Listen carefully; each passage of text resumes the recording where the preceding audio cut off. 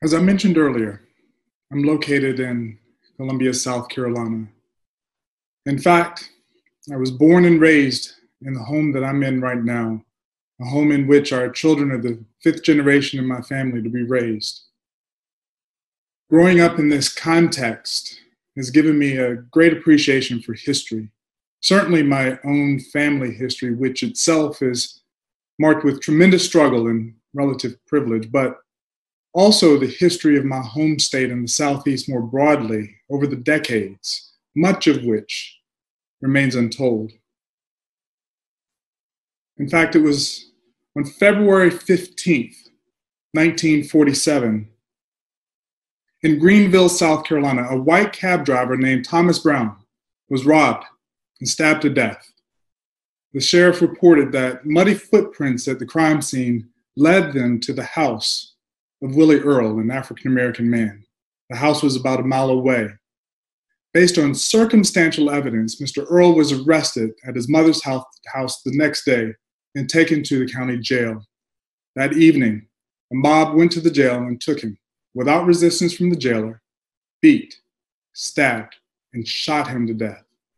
More than 150 suspects were questioned and 31 were charged with the crime. Many of the men signed confessions and some implicated the mob's leader, as well as the person who shot the killer. On May 21st of that same year, a jury acquitted all defendants on all counts.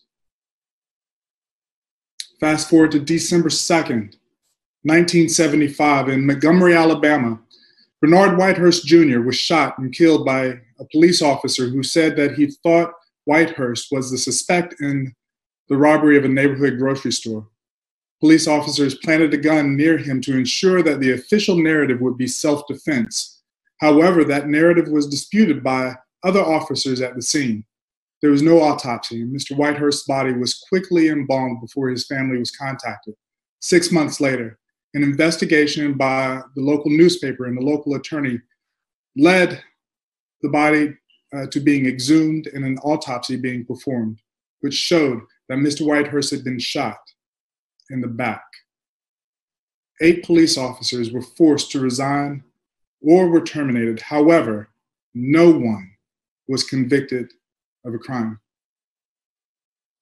Fast forward again to March 13th, 2020, in Louisville, Kentucky. 26-year-old Breonna Taylor was shot and killed by police officers who entered her apartment while serving a no-knock warrant.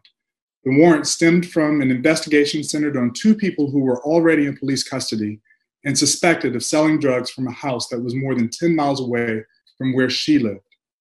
One of the people in custody had a prior relationship with Ms. Taylor. The search warrant included her residence because it was suspected of receiving drugs and because her car was registered and seen parked on several occasions in front of the suspect's house. However, no drugs were found in her apartment. I contrast these horrific incidents against the June 17th, 2015 mass murder of 9 Black people during a Bible study at Mother Emanuel Church in Charleston, South Carolina. Video footage identified Dylan Roof, a white male. The following morning, he was arrested in Shelby, North Carolina. When arrested, he wasn't even placed on the ground. Rather, while in custody, he complained about being hungry, and the officers took him to Burger King and bought him a meal. Our history is replete with examples like the ones that I've shared, including the more recent killings of Tony McDade of Tallahassee, Florida, George Floyd of Minneapolis, Minnesota, and Ahmaud Arbery of Glynn County, Georgia. What has happened is not simply the results of a few bad people doing bad things. Rather, it speaks to the systemic dehumanizing and undervaluing of Black lives born out of slavery, reinforced by Jim Crow law, and promoted even today by media stereotypes. I'm here as a Black man, son, husband.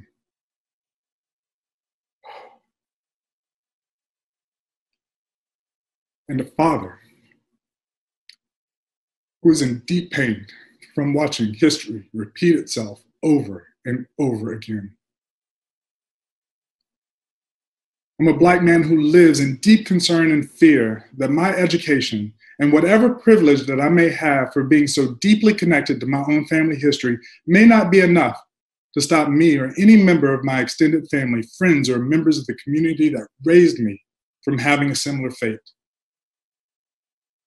I'm also here as an active member of my community and an administrator who understands that while we cannot legislate love, we can and must legislate the hateful, dehumanizing actions of those who are unwilling to check their biases.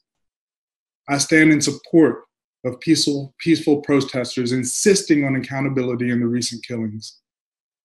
And although today we're here to grieve, I'll also stand with our Institute leadership, students, staff, postdocs, and faculty prepared for deeper and sustained strategic action to accelerate our community toward a more inclusive, equitable, and just future.